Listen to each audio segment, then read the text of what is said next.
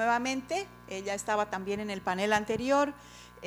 Astrid es de la UNESCO, del Programa de Educación para el Desarrollo Sostenible de UNESCO, y también nos va a dar la perspectiva desde la UNESCO y desde la perspectiva de la educación formal para el desarrollo sostenible sobre el tema de riesgos. Entonces, si podemos empezar, vamos a empezar con Astrid. Entonces, como saben, tienen 15 minutos, voy a ser un poco controladora con el tiempo. Sí, está ahí la cosa. Bueno, buenos días de nuevo a todos y a todas. Bueno, he dado el título Más educación, menos riesgo a mi presentación, que es como un pequeño eslogan que hemos creado recién para una campaña estudiantil que implementamos en 4 países de América Latina, en Colombia, Ecuador, Perú y Chile, en el marco de un proyecto de educación y reducción de riesgo de desastres. Y me parece que es un eslogan bien autoexplicativo, es que cuando más educamos a las personas sobre los riesgos que les pueden afectar, más vamos a poder reducir este riesgo.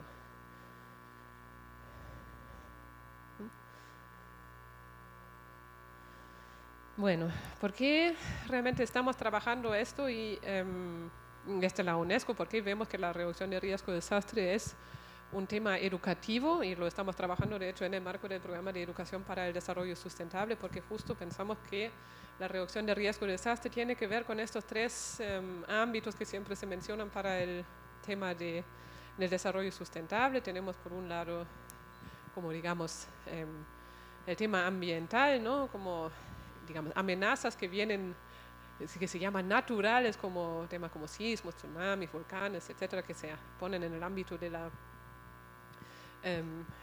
naturaleza, pero también temas de degradación ambiental que pueden resultar en temas, en desastres como inundaciones, deslaves, etcétera, y que estos obviamente el riesgo tiene que ver con la vulnerabilidad social, con la vulnerabilidad económica, con nuestros patrones económicos y el uso de la naturaleza, que pueden siempre aumentar el riesgo. Por eso lo trabajamos en el tema de educación para el desarrollo sustentable. Bueno, para iniciar, muchas iniciativas que se han llevado a cabo de educación para la reducción de riesgo de desastre han mostrado muy positivos efectos en reducir los niveles de vulnerabilidad y de riesgo a desastres, porque las personas que conocen los riesgos que les pueden afectar entienden las alertas, que pueden ser tanto alertas oficiales que llegan de una sirena, etcétera, o que pueden ser ya alertas que te da como la naturaleza, y que saben cómo reaccionar y protegerse en el caso de un desastre. Esto ya puede llegar a reducir el número de víctimas y la pérdida de sus medios de vida en la situación de desastres. ¿Y por qué es importante entonces de educar sobre el riesgo de desastres? Es que vemos muchas veces que obviamente los niños y las niñas son las personas más vulnerables siempre, pero además en una situación de emergencia o una situación de desastres. Entonces es importante que justo estos niños y también jóvenes estén preparados para estas situaciones y saben también cómo reducir su vulnerabilidad. La educación puede contribuir a que estos niños y niñas desempeñen realmente un rol activo en la situación de desastres, pueden salvar vidas. No sé si ustedes conocen esta historia de una chica británica que había aprendido sobre tsunami en su clase de geografía y luego en Tailandia logró, durante el tsunami de 2004, salvar la vida de cientos de personas, ¿no? Niños no son pasivos, pero pueden ser realmente actores activos. Bueno, actores activos es un poco duplicado, ¿no? Pero pueden ser actores en la reducción del riesgo.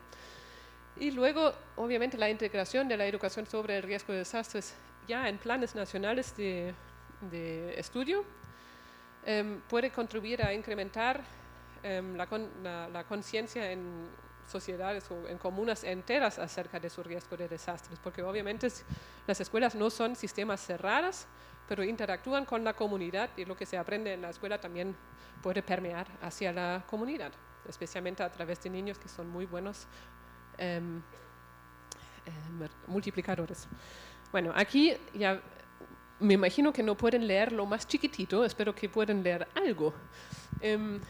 Aquí les quiero presentar lo que es el marco de la seguridad escolar integral que se está promoviendo a nivel internacional a través de una alianza de diferentes actores, al cual también pertenece UNESCO, pero también UNICEF, ONGs como Plan Internacional y Save the Children, etcétera, que están promoviendo estos 3 pilares. Voy a solamente mencionar cuáles son los títulos de estos pilares, no es necesario ir al chiquitito detalle. El primer pilar tiene que ver con centros educativos protegidos, ¿no? Tiene que ver con la infraestructura, que tienen que ser seguros, bueno, ninguna edificación es 100% seguro, no sabemos qué tipo de desastre nos puede afectar, siempre puede colapsar una escuela, pero esto se debe evitar a lo máximo, ¿no? Lo hemos visto, la discrepancia que puede tener una buena infraestructura en comparar, por ejemplo, los terremotos de Haití y de Chile, ¿no? En Haití colapsaron un montón de escuelas, en Chile sí se inundaron muchas escuelas por el tsunami, pero no colapsaron escuelas. Y esto ya, aunque fue un terremoto mucho mayor, así que se muestra la vulnerabilidad, ¿no? Cómo se puede reducir o aumentar. Luego el pilar 2 tiene que ver con la gestión de riesgo de desastres a nivel de la escuela, todo lo que tiene que ver con el tema de planes escolares de gestión de riesgo, los comités de gestión de riesgo, los simulacros, las simulaciones, etc. Y el tercer pilar en el cual me voy a enfocar un poco más en esta presentación, que es la educación para la reducción de riesgo de desastres y para la resiliencia, donde ya se trata de procesos de enseñanza y aprendizaje donde se promueve este tema. Ya, ahí está de nuevo este pilar. Y también quiero hacer referencia a la así llamada Declaración de Panamá, que es una declaración de 2011 que sale de una reunión de representantes de alto nivel de ministerios de educación, incluyendo algunos ministros y ministras de educación, que era una reunión sobre la gestión de riesgo de desastres en el sector educativo, que identifica varias prioridades para la acción a nivel regional, y una de estas prioridades es fomentar la incorporación y el fortalecimiento de la gestión de riesgo en el currículum y el desarrollo de competencias docentes en todos los niveles y modalidades educativos de acuerdo con las políticas específicas de cada país. Entonces, hay aquí un compromiso por parte de las autoridades educativas con este tema. Hace creo como unos 2 años UNESCO y UNICEF hicieron un mapeo en 30 países del currículum para ver cómo se está integrando la reducción de riesgo de desastres en el currículum y cómo se está haciendo. Y se identificaron 5 dimensiones de aprendizaje para la reducción de riesgo de desastres. Aquí están las 5 dimensiones y son dimensiones que están frecuentemente abordados, un poco abordados, no tan frecuentemente, y algunos que raras veces se están abordando, pero que todos están importante en su conjunto. Tenemos la dimensión 1, que es muy frecuentemente abordada, que es la comprensión científica de los desastres. Estoy seguro que en muchos de los currículums de los países aquí presentes hay algo en geografía, en ciencias naturales, etcétera, sobre qué es un sismo, cómo funciona un tsunami, por qué hay erupciones volcánicas, ¿no? Esto sí se encuentra. La segunda dimensión es aprendiendo y practicando los procedimientos y medidas de seguridad. Esto también se aborda frecuentemente.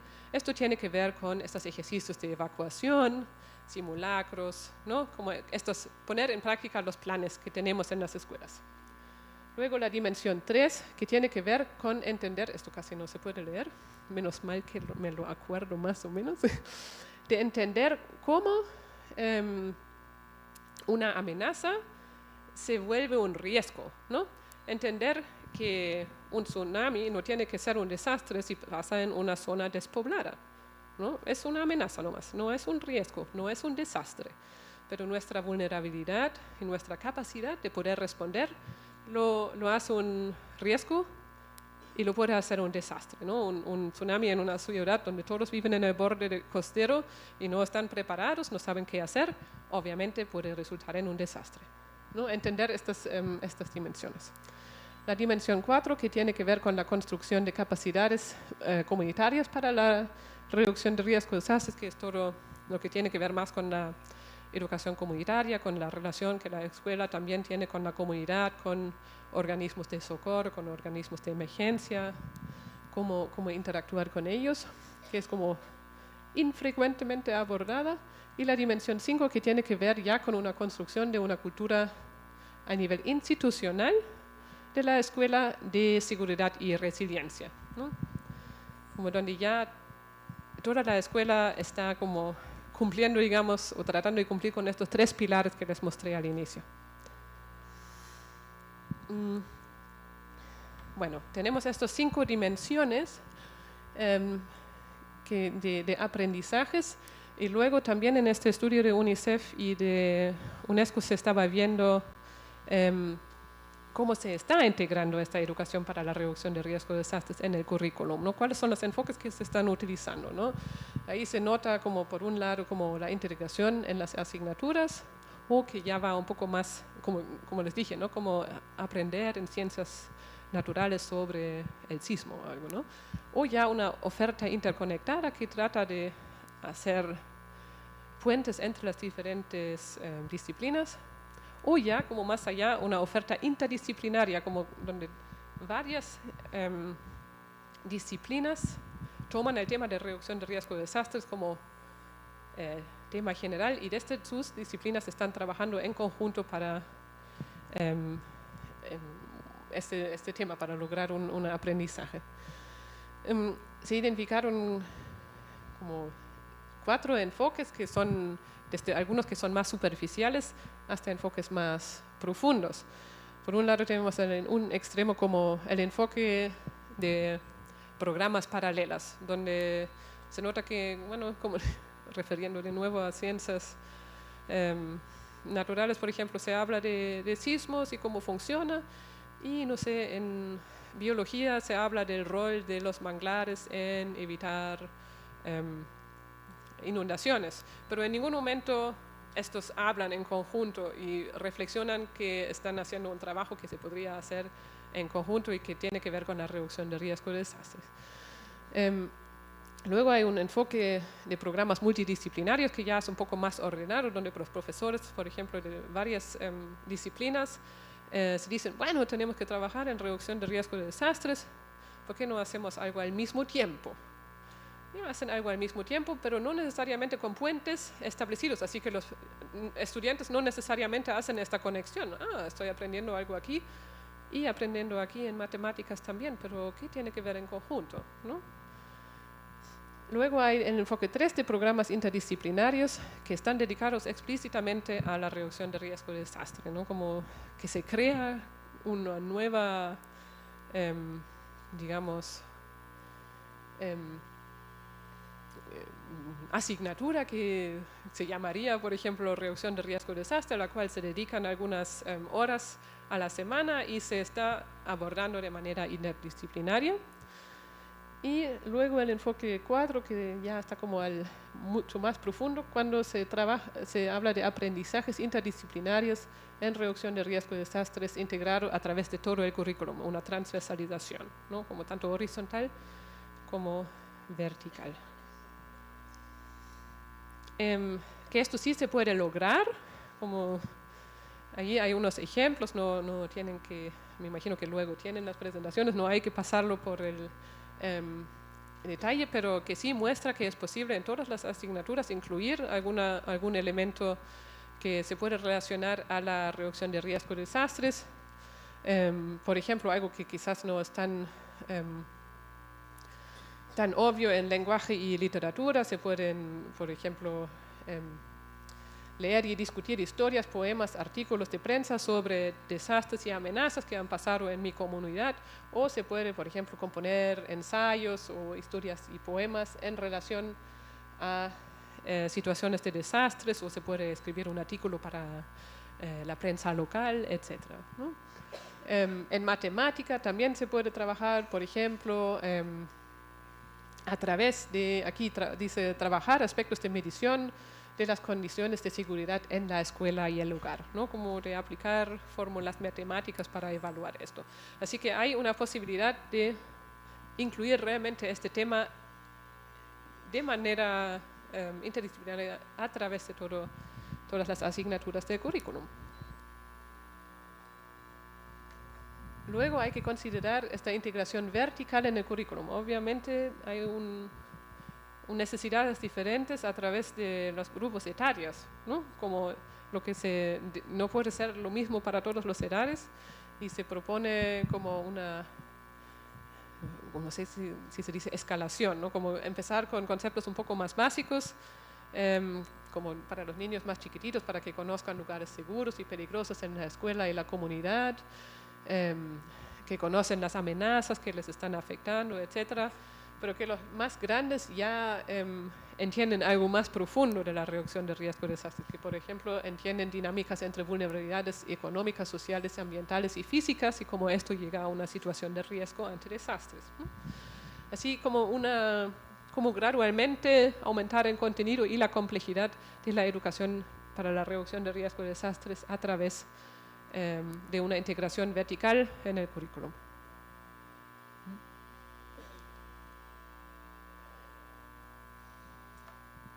Aquí algunos ejemplos para formular algunos objetivos genéricos de aprendizaje y competencias para la educación para la reducción de riesgo de desastres. Ahí se estaban buscando como qué tipo de conocimientos y comprensión necesito, qué habilidades se deben promover a través de la educación para la reducción de riesgo de desastres y qué actitudes y disposiciones, y cómo estos se pueden formular también en objetivos de aprendizaje, ¿no? Como conocimientos sobre el cambio climático, pero también conocimientos sobre algunos derechos humanos, algunos derechos de la niñez, etcétera. Por ejemplo, saber que la educación es un derecho humano y que en el caso de un desastre no se debe ver interrumpida, por ejemplo, ¿no? Habilidades en el manejo de emociones, por ejemplo, cómo tratar de mantenerse tranquilo en la situación de una emergencia o un desastre, ¿no? Cómo tomar acción, que no quedarse como pasivo en esta situación, pero tomar acción y protegerse, ¿no? Algunas actitudes como responsabilidad, un comportamiento responsable con uno mismo, el autocuidado y también hacia los otros para evitar riesgos, ¿no? A la seguridad de uno, por ejemplo. Sí, yeah. Bueno, para esto como hay que ver, para este tema del diseño de aprendizajes en la educación para la reducción de riesgo de desastres, hay que ver este conjunto, ¿no? Como de definir los objetivos de aprendizajes, qué quiero realmente lograr a través de estos procesos de educación, cómo voy a evaluar los aprendizajes, cuál va a ser mi tipo de evaluación, cómo voy a medir que realmente se aprendió algo, tanto en habilidades, conocimientos como actitudes, ¿no? En qué temas en el currículum lo voy a integrar, de qué manera lo puedo integrar de la mejor manera, y necesito obviamente metodologías y materiales de enseñanza para poder ponerlo en práctica.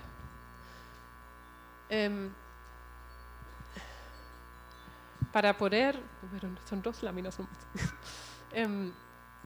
Para poder iniciar de integrar la educación para la reducción de riesgo de desastres en programas de educación, se recomienda primero iniciar con una línea de base de diagnóstico de necesidades y también de lo que ya existe en el currículum, de asegurar que este contenido sea enriquecido no solamente por expertos de la educación, pero realmente por expertos de la reducción de riesgo de desastres también, ¿no? Como que haya una aprobación técnica, una revisión técnica, digamos, del contenido.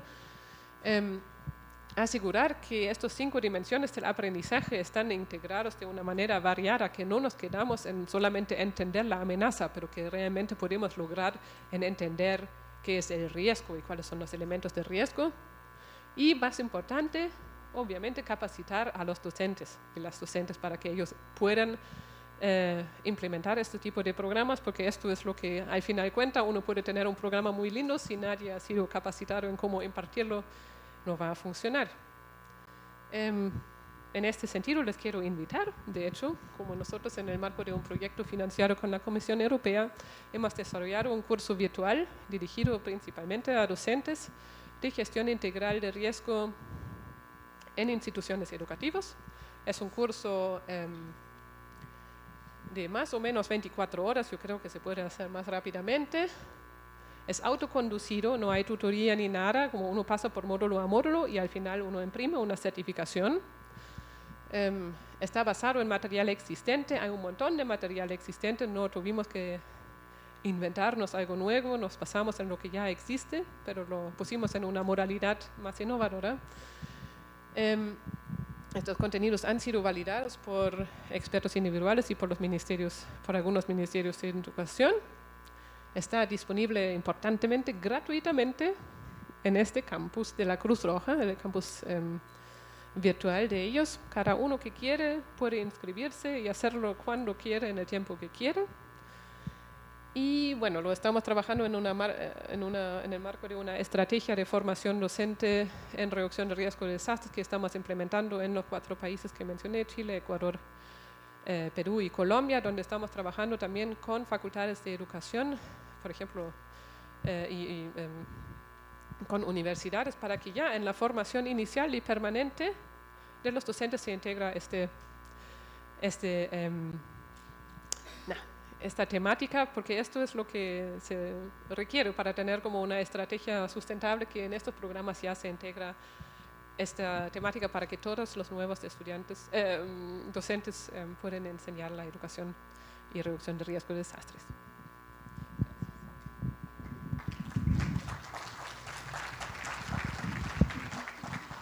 Muchas gracias, Astrid. Vamos a invitar entonces a Jane Fátima Fontaneles de Brasil para hablarnos sobre algunas experiencias en el ámbito escolar en alianza con otras instituciones sobre el tema de gestión de riesgo.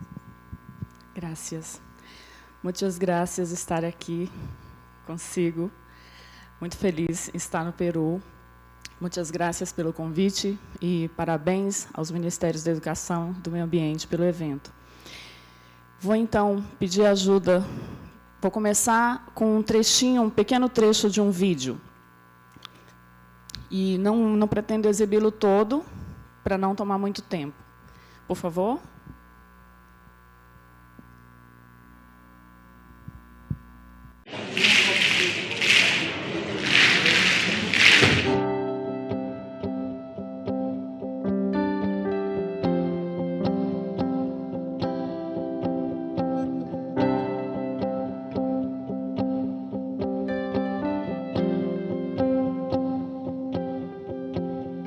Crianças se juntam pra mudar o mundo em rede, pra balançar o mundo, pra chacoalhar o mundo e você.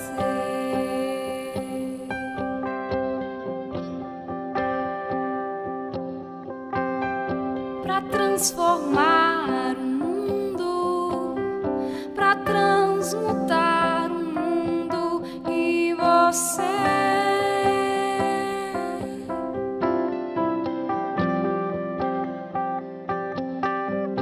Cada pessoa é uma história, cada pessoa é uma estrada, cada pessoa é uma escola em construção. Cada pessoa é uma escola, cada pessoa é uma história, cada pessoa é uma estrada em construção.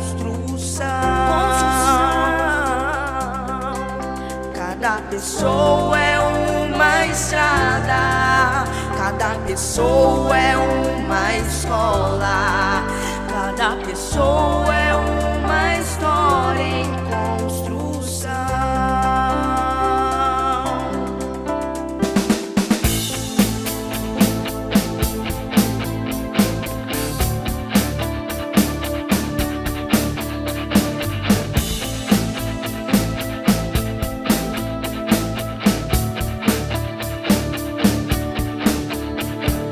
Vida mais um pra ver, aprender.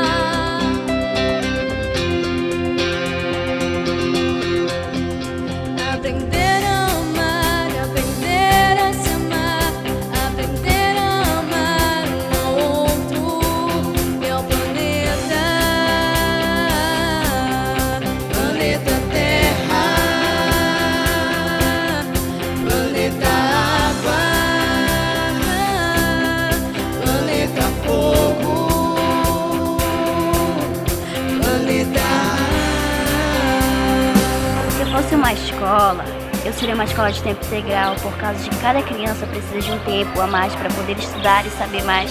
É a escola sem preconceito. Eu ensinaria o respeito e o respeito pelos índios. Se eu fosse uma escola, eu ensinaria a respeitar a diversidade. Eu ensinaria a paz, o amor e a irmandade. Eu seria a escola da aprendizagem. Eu ensinaria as pessoas a terem fé e determinação, pois é assim que se vence. Se eu fosse uma escola, eu ensinaria os alunos a cuidar do nosso Brasil com escolas sustentáveis.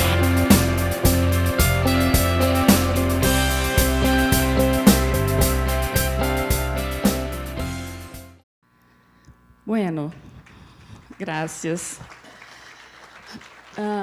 Peço desculpas porque não hablo espanhol. Então, se não me fizer entender, conto com a colaboração de Marco, Dulce e outros colegas que podem ajudar-me. Certo? Ok? Então, vimos aqui a etapa nacional da Conferência Infanto-Juvenil, que aconteceu em novembro de 2013. Daqui a pouco eu falo um pouquinho mais sobre isso. Mas antes, para entenderem um pouquinho do desafio da educação ambiental no Brasil, vamos falar, sou eu, né? Um pouquinho da nossa realidade. Um país com 200 milhões de habitantes, 26 estados e o Distrito Federal, 5.564 municípios, 85% da população vivem em las cidades. Temos uma diversidade étnica cultural muito grande. No último censo, 52,9% da população se declara negro ou pardo, 46% branco, 0,9% indígena e amarela.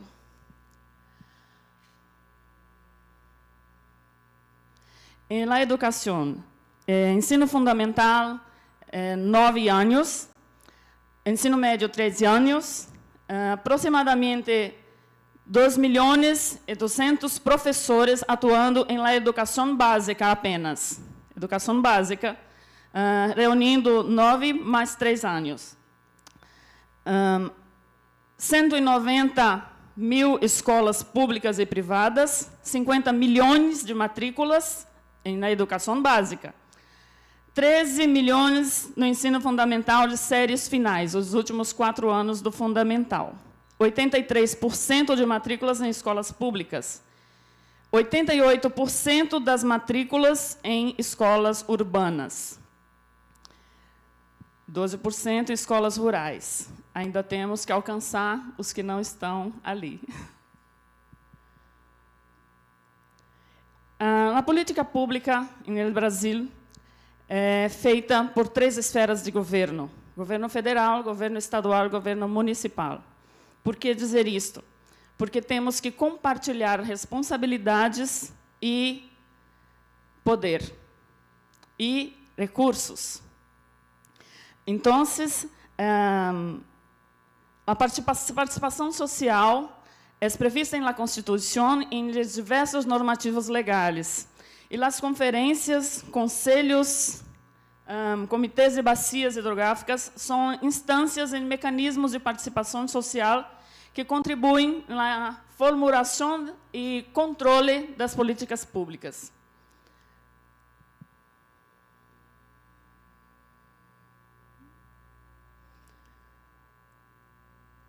E agora, dados sobre os desastres que enfrentamos.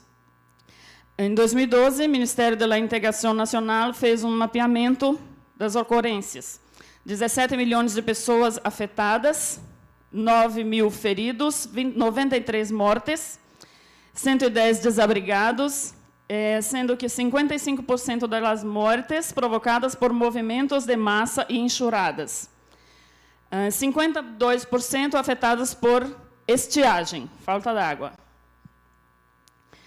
Então, no Brasil, o enfrentamento dos desastres está relacionado à vulnerabilidade provocada pela instalação das pessoas em áreas de risco. Então, o desastre em tese, poderia ser evitado com medidas de políticas públicas e com ações educativas, mas envolve um processo de mudança cultural e é um problema complexo, porque envolve fatores socioeconômicos. Aqui um deslizamento que leva muitas casas e famílias. Então, o que nós temos que tentar evitar são estiagem, inundações. Aqui é um gráfico dos afetados por tipos de desastre. Então, 52% afetados por estiagem, na primeira coluna. Depois vem inundações, enxurradas, vendaval, movimentos de massa, granizo, erosão, incêndio florestal, geadas, alagamentos e tornados. Vejam que movimento de massa, 0,73%. Então, são poucos afetados por esse gráfico. No entanto, como o gráfico anterior mostrava, como o dado anterior... eu tirei. Movimento de massa é responsável pelo maior número de óbitos. Então, a maior quantidade de mortes é nesse 0,73%.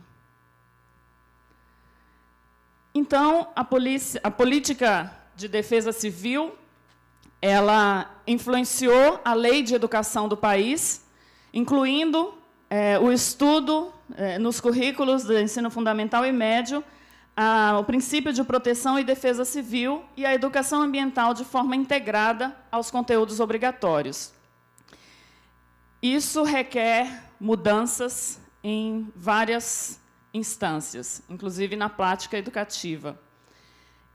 Como eu disse, mudança de cultura é um processo demorado e complexo, com toda essa dimensão que é o Brasil.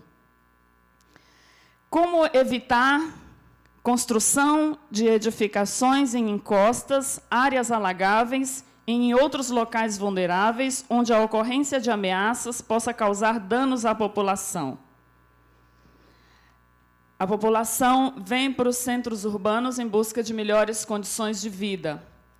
Os espaços estão ocupados, então a população ocupa espaços vulneráveis e ficam sujeitas aos desastres. Enquanto o risco não é eliminado, é preciso orientar as comunidades para ampliar a percepção do risco e se preparar para situações de emergências e desastres. A política de educação ambiental no Brasil, ela é regulamentada por uma lei, por um decreto, e ela é compartilhada entre o Ministério da Educação e o Ministério do Meio Ambiente. As nossas ações são sempre conjuntas. O Ministério da Educação, mas com o olhar cuidadoso para a educação formal, o Ministério do Meio Ambiente para a educação não formal, mas a gente não entende esse processo de forma separada, porque a escola está dentro de uma comunidade e essa comunidade está dentro da escola. Portanto, os processos educativos têm sempre que dialogar. E essa política, ela é um dever e é um direito do cidadão e ela é um dever, porque a lei impõe obrigações para diversos setores da sociedade, não apenas para as instituições educativas. Como ela é uma política nacional, a diferença entre o federal e o estadual. Uma política federal, a obrigação dela é do governo federal executar. Quando ela é nacional, ela atribui responsabilidades para os entes estaduais, municipais e para outras instâncias da sociedade. É o caso da nossa política de educação ambiental. Aqui apenas um entendimento sobre o que a lei prevê, conceitualmente para a educação ambiental. É um componente essencial, permanente, devendo estar presente de forma articulada em todos os níveis e modalidades do processo educativo, em caráter formal e não formal.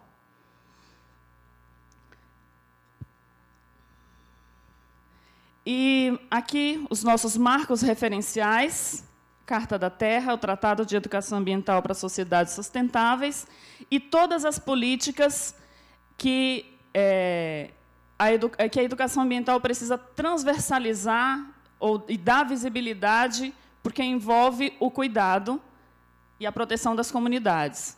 Então, a política de desenvolvimento urbano, a política ambiental, recursos hídricos, saneamento ambiental, resíduos sólidos, proteção e defesa civil, mudança do clima, agroecologia e produção orgânica. Recentemente foi aprovada uma lei que impõe aos governos estaduais e municipais que a aquisição da merenda escolar destine 30% dos recursos para produtos da agricultura familiar.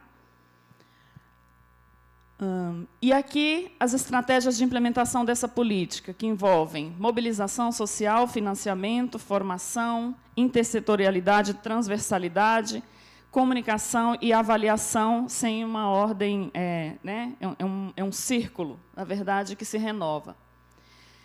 Recentemente, em 2012, aprovamos as Diretrizes Curriculares Nacionais para a Educação Ambiental, que traz a concepção socioambiental da educação ambiental, uma proposição crítica, transformadora e transversal. Nas diretrizes, claramente está previsto que a sociedade não deve ser ensinada como algo separado da natureza, mas como integrante desse sistema vivo. E algumas ações, então, que o Ministério fomenta, promove, e outras que eu cito aqui que não são diretamente coordenadas pelo Ministério da Educação, mas que têm a nossa colaboração. Então, neste ano de 2014, estamos ofertando 4 cursos de formação continuada de professores, profissionais da educação e comunidade escolar. São cursos realizados pelas universidades e instituições federais de ensino superior com recurso repassado pelo Ministério da Educação, cursos gratuitos à comunidade escolar. Aqui outras ações de financiamento, repasse de recursos para os estados e municípios, o programa Dinheiro Direto na Escola, que é para fomentar o projeto a ser realizado diretamente pela escola, e o programa Mais Educação, que tem o macrocampo da educação ambiental. No programa Mais Educação, são estimuladas essas redes virtuais, que são 5 macrocampos: mais cultura, cultura digital, educação ambiental, direitos humanos e comunicação. Daqui a pouco eu falo um pouquinho dos dados do macrocampo da educação ambiental. Aqui o processo de realização da Conferência Infanto-Juvenil. Agora, em 2013, fizemos a 4ª edição. Aquele vídeo que vocês viram foi da 4ª edição da conferência, onde quase 17 mil escolas participaram do processo. Na etapa nacional, apenas 700 estudantes vieram a Brasília, mais 108 professores, mais 80 representantes dos governos estaduais. Aqui, já falando de alguns resultados, a conferência internacional que realizamos em 2010 teve a participação de 47 países e o Peru lá esteve conosco. Agora, em 2014, repassado recurso para 4.975 escolas pelo programa Escolas Sustentáveis. E o Circuito Mais Educação, apenas no levantamento feito de janeiro a abril deste ano, tinha 5.000 participantes, e esses números todos aí, de mensagens, vídeos compartilhados, grupos de diálogos temáticos, eventos locais divulgados e fóruns de discussão. O nosso momento atual é implementar o Programa Nacional Escolas Sustentáveis, que tem os eixos do espaço físico, do currículo, da gestão e do projeto político-pedagógico da escola e a sua interação com a comunidade. Então, esse programa pretende estruturar e sistematizar todas as ações que o Ministério desenvolve diretamente para as ações de educação ambiental, organizando o repasse de recursos, o critério de seleção de escolas. Como eu mostrei os números para vocês, em geral, os nossos programas nós precisamos selecionar. Dificilmente conseguimos atender todo o universo. Então, precisamos sempre definir critérios. Então, o programa Escolas Sustentáveis é uma proposta de orientação para os governos estaduais, municipais e para as escolas. as articulações interinstitucionais. A produção de materiais que disponibilizamos pela TV Escola e pelo Portal do Professor. Os materiais do Portal do Professor são elaborados pelos professores, que disponibilizam numa plataforma para socializar com todo o país. O Programa Juventude e Meio Ambiente, que está em processo de institucionalização. O projeto Pluviômetro nas Comunidades, uma parceria com 2 outros ministérios, Integração Nacional e Ciência, Tecnologia e Inovação. Uma parceria com a Unesco em um município, como experiência piloto de testagem de um material sobre mudanças climáticas, um município sujeito a inundações e enchentes no sul do país, e criação de centros de estudos e pesquisas para a produção de material, disseminação do conhecimento e adequação de linguagem, porque, em geral, os cursos que existem, os materiais, são em linguagem não atrativa para o público escolar. São mais técnicos. Essa aqui é uma iniciativa do Ministério da Integração Nacional, que é um programa de criação de cidades resilientes. Então, quando a gente acessa aquele link, ele mostra 10 passos para o processo de criação dessas cidades resilientes. Também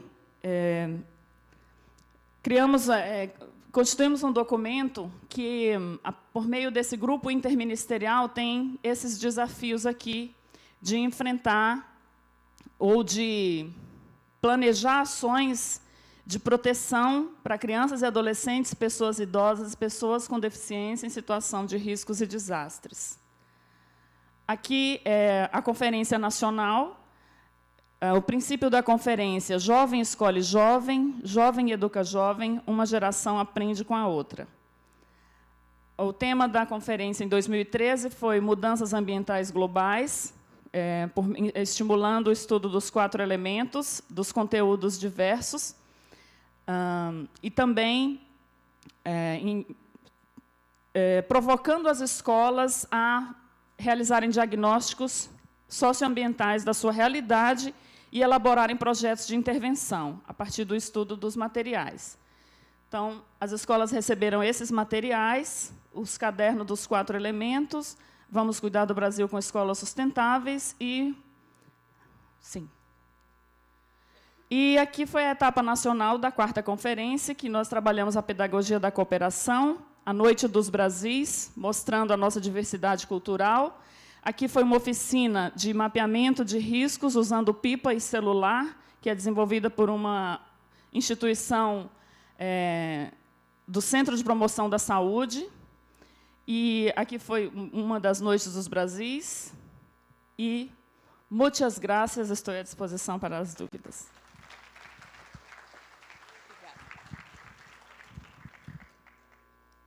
Muchas gracias, Jen Fátima.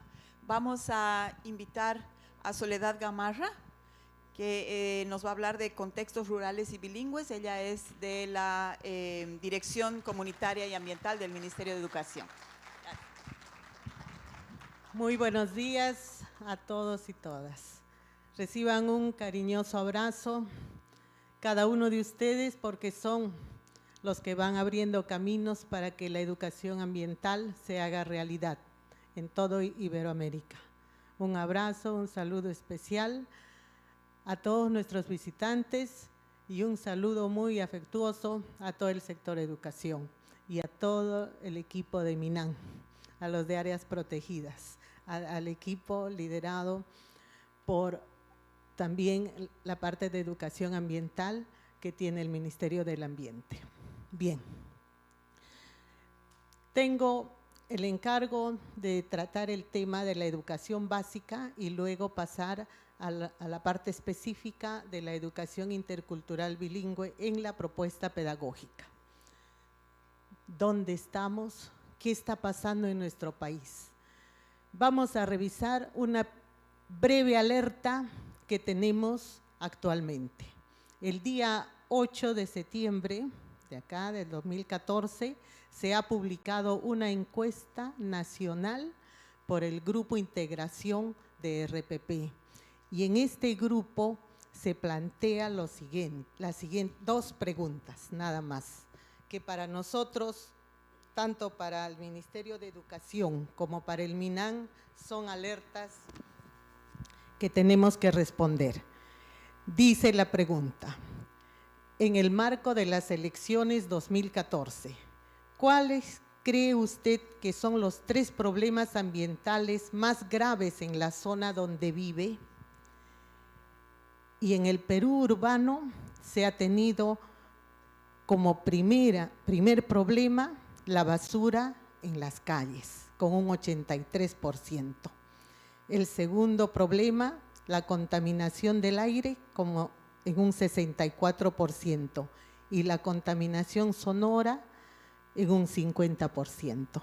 A diferencia de la contaminación del agua en un 21%, contaminación de las fuentes de agua en 19% y deforestación de la pérdida de bosques en un 11%.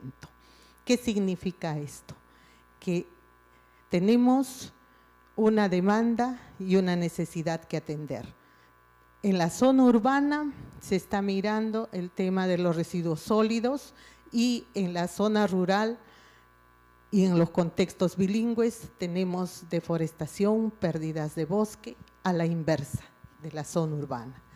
La segunda pregunta, y en este punto, ¿cuáles son nuestras regiones? ¿Cómo están nuestras regiones con este problema que nos están mostrando? Vamos a ver, en la zona urbana y zona rural. Ancash, con un 75% en el problema de residuos sólidos y un 59% en el problema del agua, referido al cambio climático. Arequipa, 81%, Cajamarca, 59%, Cusco, 77%, Ica, 84%, Junín, 76%, La Libertad, 85%, Lambayeque, 87%, Loreto, 89%, Piura, 78%, Puno, 73% y Tacna, 83%. Está liderando el problema nuestra región de Loreto. La segunda pregunta dice: ¿qué tanto afecta el cambio climático a su región? El que lidera acá es Ancash, con un 59%, con la deglaciación y el problema del agua como primer problema prioritario. Y así tenemos a Piura con un 52% con el problema del agua, a Puno con un 57% y así sucesivamente. Esta encuesta trabajada para que tomen decisiones los candidatos que están postulando también son alerta para nosotros educadores ambientales. Entonces, ¿cómo vamos a responder desde la educación ante esta valla, ante este reto? Vamos a revisar lo que estamos haciendo en el Perú.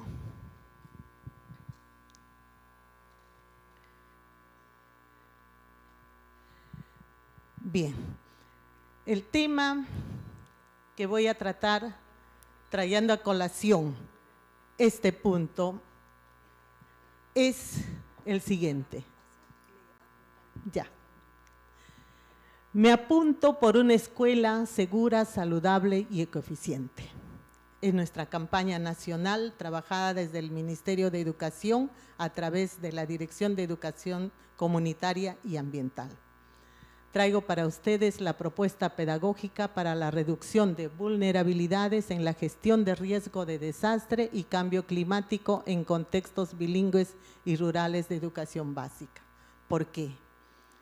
Como vemos, las respuestas en la zona urbana distan mucho de las respuestas para la zona rural y bilingüe, que son los que tienen mayor vulnerabilidad.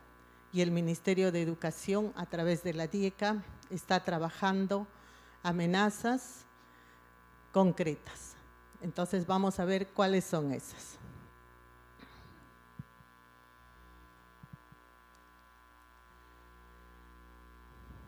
Bien, la encuesta que acaba de tomar Integración coincide exactamente con el diagnóstico que hemos observado en otros lugares. un caso, tenemos el proyecto Glaciares que está desarrollando CARE Perú con la Universidad de Zurich en la subcuenca de Chukchún, en la provincia de Carhuaz, Ancash. Justamente ellos están trabajando el tema de gestión de riesgo y adaptación al cambio climático. Y dentro del diagnóstico he observado que hay una debilidad, hay un problema. Está centrado en la gestión institucional y gestión pedagógica de nuestras escuelas. Por esa razón, la propuesta pedagógica se ha basado en estas debilidades que tenemos como sistema. Bien, otra campanita que hemos tenido ha sido la evaluación de logros ambientales 2013. En esta evaluación podemos observar que la mayor parte de nuestras instituciones son con logros destacados, corresponden a las escuelas urbanas o medianamente rurales, y muy poco acceden a un logro destacado nuestras escuelas de contextos bilingües y rurales. Por esa razón es que la propuesta parte del contexto bilingüe intercultural para ir con la propuesta a la parte urbana. Al final es para todo nuestro país. Entonces, teniendo este diagnóstico, nosotros tenemos también fortalezas. Las fortalezas están basadas en las transversalidades que trabajamos. Acá tenemos el diagnóstico y para afrontar este problema hay que señalar que hay 3 grandes fortalezas. La DIECA, que es la Dirección de Educación Comunitaria y Ambiental, trabaja 3 transversalidades. La primera es la transversalidad curricular, en los aprendizajes fundamentales y en todo lo que tenga que aprender y formar integralmente al estudiante. La segunda transversalidad es la transversalidad escuela-comunidad. Ese clic que tenemos que hacer, esa conexión con la comunidad. La tercera transversalidad es la transversalidad interinstitucional. Trabajamos del brazo en forma muy cercana y muy articulada con el Ministerio del Ambiente. Una muestra de ese trabajo es este evento. Trabajamos con el Ministerio de Salud, con el MINSA, y trabajamos también con la Presidencia del Consejo de Ministros. ¿Por qué? Porque nosotros, para resolver este problema, tenemos ya que haber ganado espacios con las políticas, con las incidencias políticas que se trabajan. Una de esas grandes fortalezas que tenemos en el Perú para trabajar y desarrollar la educación ambiental es la Política Nacional de Educación Ambiental, firmada por el presidente actual, presidente de la República, el año 2012, diciembre del 2012. Ese trabajo se ha logrado en forma conjunta con el MINAM y en esa política está expresada la gran estrategia nacional que es el enfoque ambiental. El enfoque ambiental es el camino que tenemos para trabajar y desarrollar la educación ambiental en forma sostenible. Entonces, ¿qué es el enfoque ambiental? ¿Cómo ve a la escuela el enfoque ambiental? El enfoque ambiental para resolver este problema tiene sus componentes.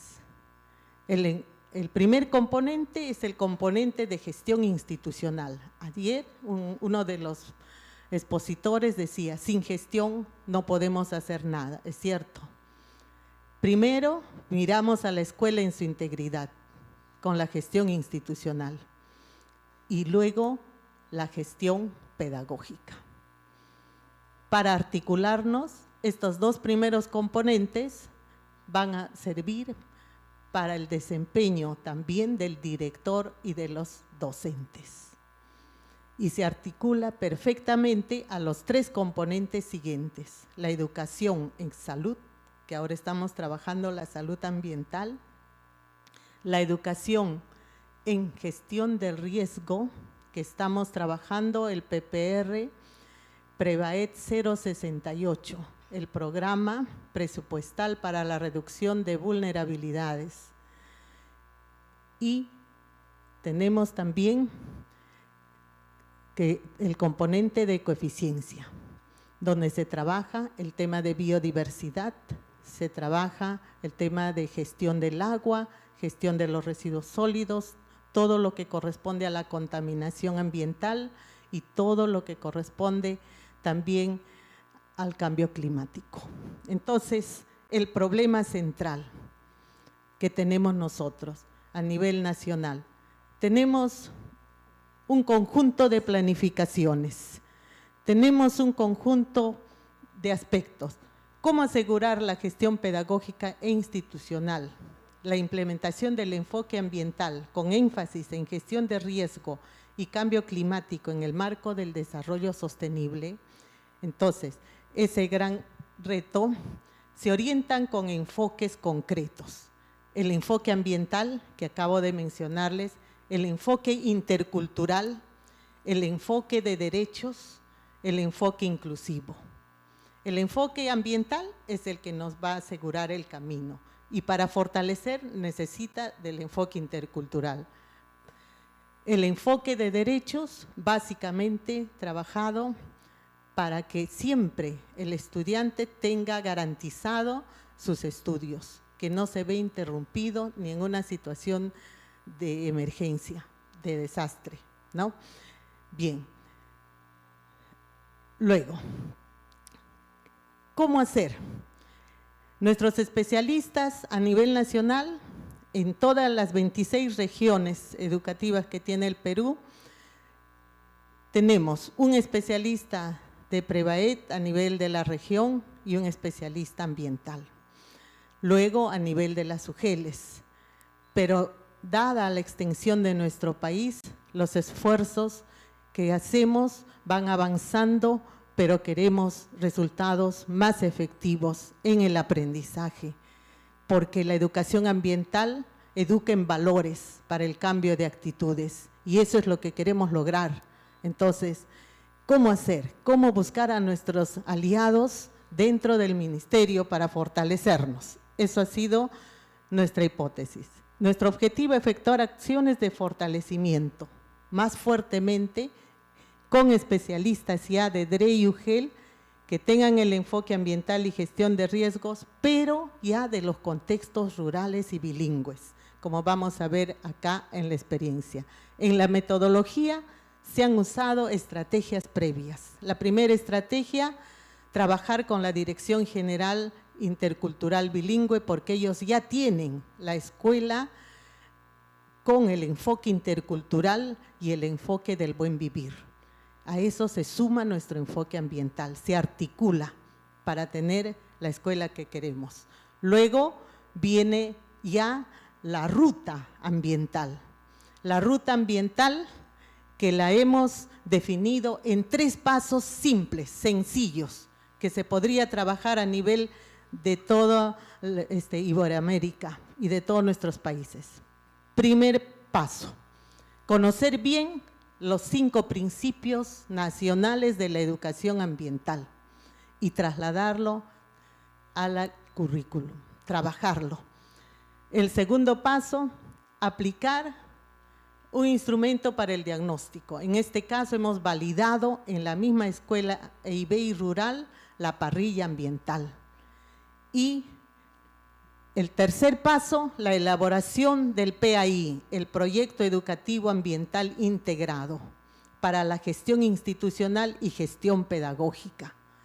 Y todo esto es sometido a un proceso de evaluación a través de la matriz de logros ambientales, trabajado con el MINAN, el MINSA y el Consejo de Ministros. Entonces, acá tenemos nosotros la escuela EIB. Acá mi saludo a todos mis compañeros de Apurímac. Está la escuela de Coya, que es así, es una escuela realmente EIB y rural, intercultural, ambiental. Y con las demás escuelas articulamos sus características, la escuela segura, la escuela saludable y la escuela ecoeficiente. En esta escuela podemos ver en toda la escuela que nosotros con los principios de la educación ambiental queremos tener una escuela segura, que los estudiantes disminuyan sus vulnerabilidades. Vamos a asegurar ese derecho a la vida y ese derecho a la educación. Una escuela saludable, en donde pueda desarrollarse y pueda tener que aprender también a tener comportamientos, prácticas ambientales que favorezcan a su salud. Y una escuela ecoeficiente, que aprenda sobre la gestión del agua, que aprenda a tener buenas prácticas en el manejo de residuos sólidos. Al trabajar en esta estrategia, ¿cómo hemos hecho? Hemos trabajado con los asistentes pedagógicos interculturales. A nivel nacional, el Perú tiene las redes organizadas con los especialistas ASPI. ¿Para qué? Para que ellos puedan estar haciendo un trabajo a nivel micro en la escuela. Ellos asisten directamente en las aulas, puedan estar realizando el trabajo que nosotros queremos sumar al trabajo de la escuela EIB y rural. Y sobre ese trabajo ya va a ir sumando nuestro especialista Prevaed y nuestro especialista ambiental para asegurar que nosotros podamos avanzar y no solamente quedarnos en 15.000 escuelas, sino en más escuelas EIB. Entonces, para esto también promovemos el aprendizaje autónomo. En la gestión de riesgos de desastre tenemos, por ejemplo, estos materiales construidos en uno de los talleres de Puno a raíz de las necesidades que tenemos en las heladas, las fichas para los días de emergencia. Entonces, tenemos una propuesta pedagógica concreta. La ruta ambiental tiene 4 pasos. El primer paso es el diagnóstico. ¿Cómo se hace el diagnóstico? Con la parrilla ambiental, sin tratar de homogenizar ni de colonizar a nuestras escuelas. La cosmovisión andino-amazónica, afroperuana y costeña, cada uno deberá contextualizar a su ámbito esta propuesta.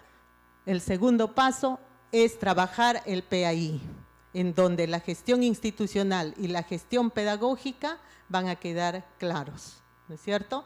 Para eso voy a finalizar recordando los principios de la educación ambiental, los principios nacionales. Primer principio, respetar y proteger toda forma de vida que debe estar en el perfil del estudiante de educación básica.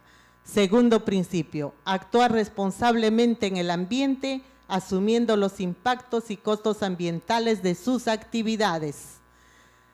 Tercer principio de interculturalidad, respetar los estilos de vida de otros grupos sociales y de otras culturas, fomentando aquellos que buscan la armonía con el ambiente y valorar todos los saberes ancestrales que son expresión de una mejor relación ambiental entre el ser humano y la naturaleza.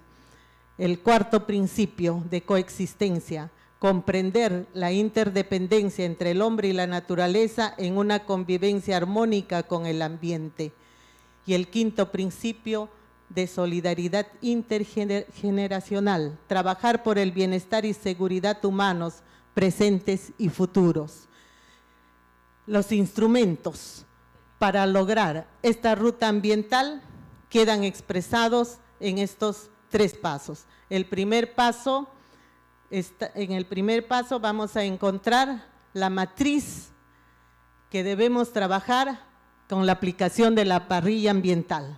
Para el segundo paso, la matriz central de la gestión en el proyecto institucional, el PAI, que comprende las acciones ambientales de gestión institucional y las acciones ambientales de gestión pedagógica, siempre relacionados con los 8 compromisos nacionales de gestión escolar.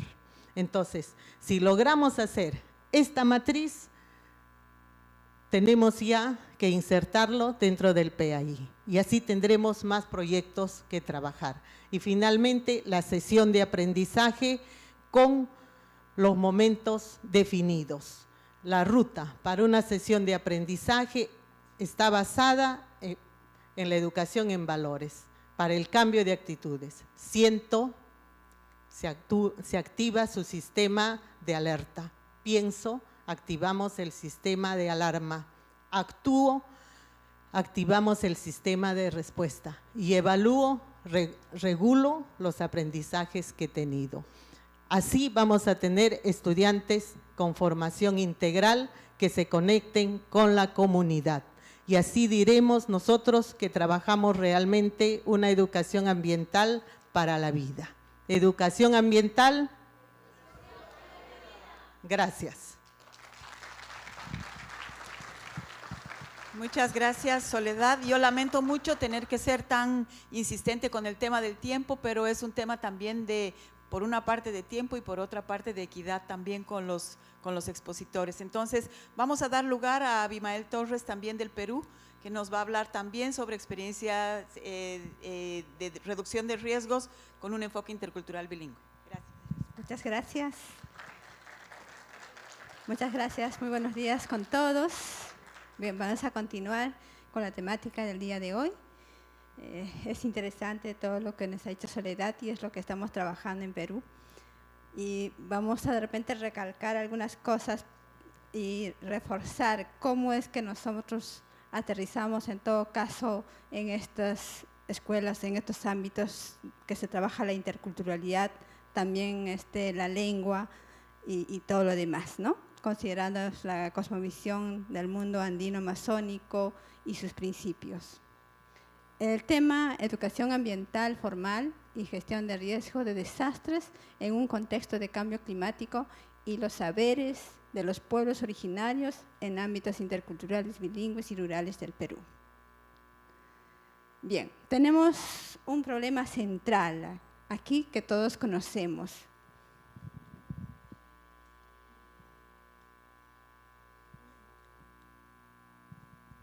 Bien, lo resumido aquí, es un problema que tenemos que es la degradación del ambiente por muchos factores que todos conocemos. Y esto hace pues que se vea la extinción de diversas especies. Cuando nosotros hablamos así, hablamos de toda forma de vida, ¿no? Tanto de la naturaleza, del mundo animal y de los seres humanos también. Y todo ello pues en el mundo siempre se dice es por la falta o el irrespeto a la naturaleza.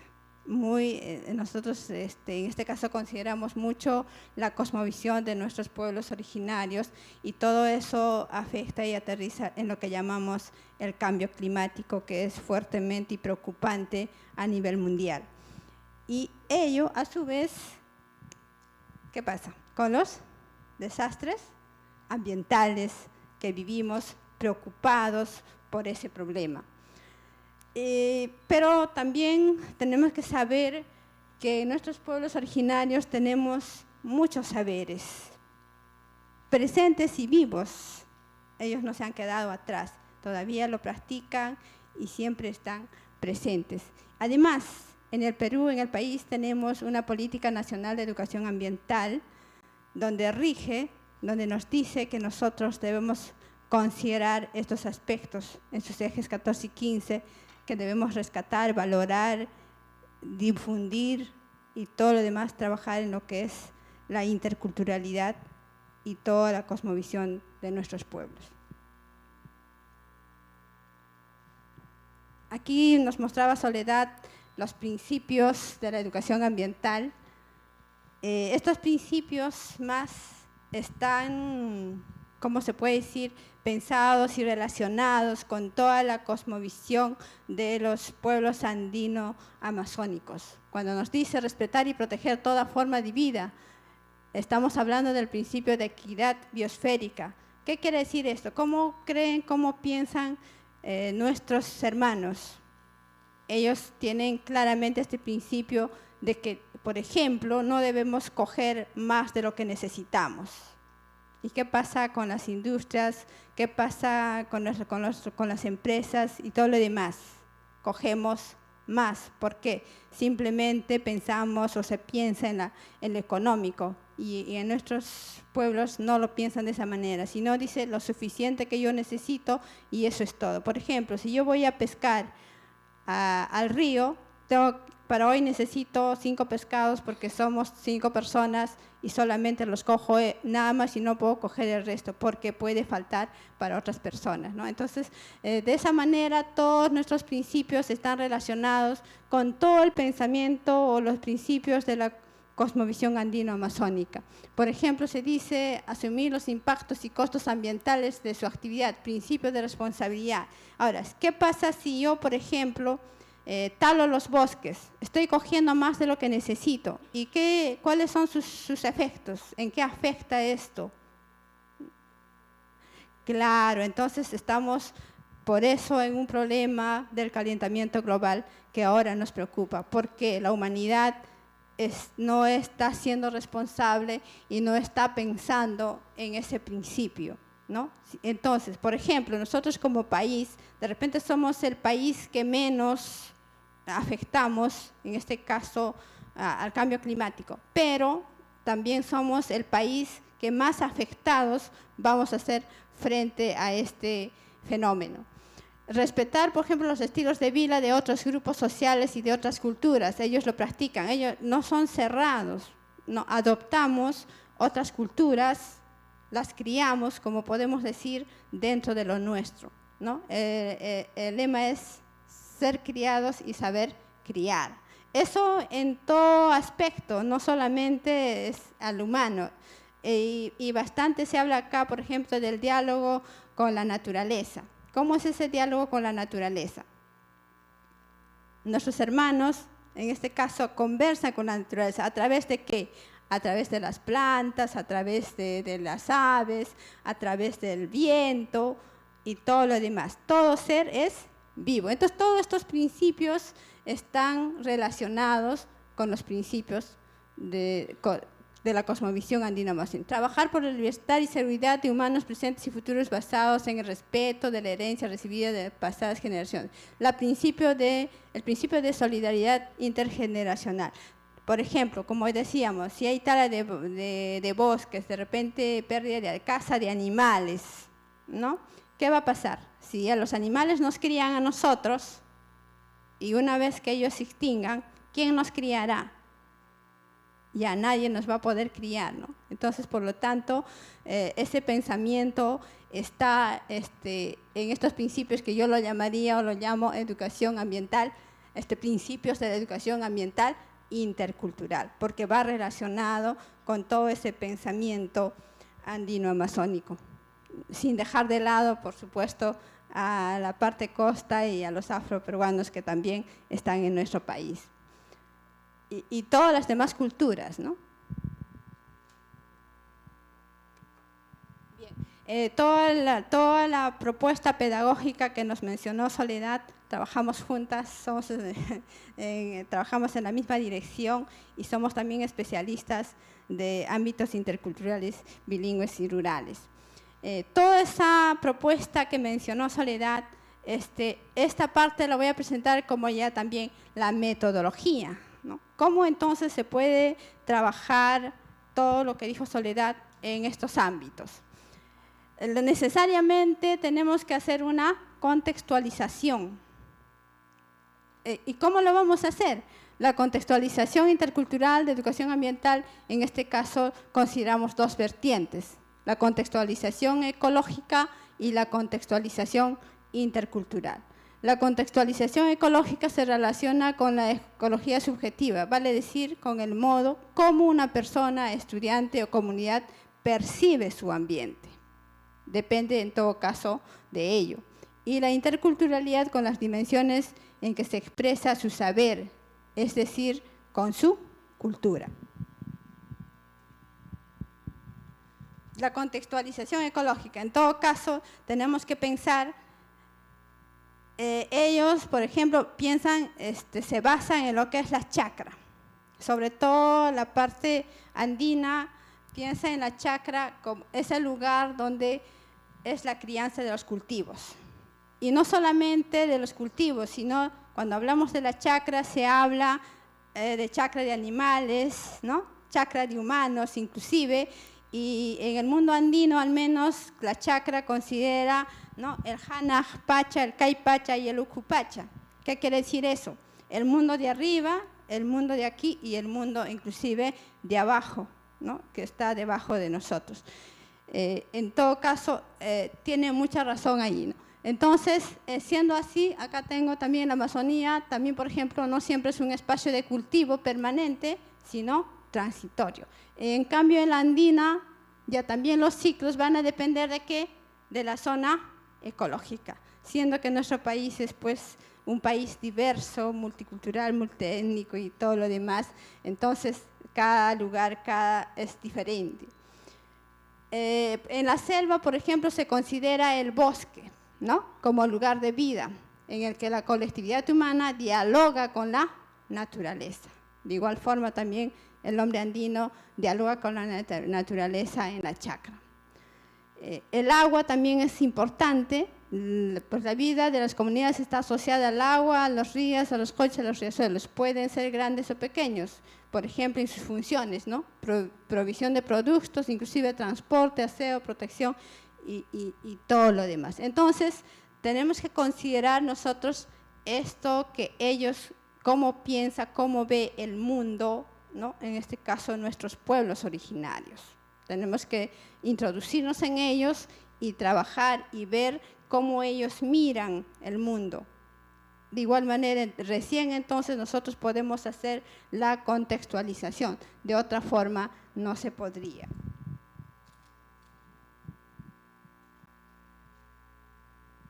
Y también tenemos que hacer la contextualización cultural.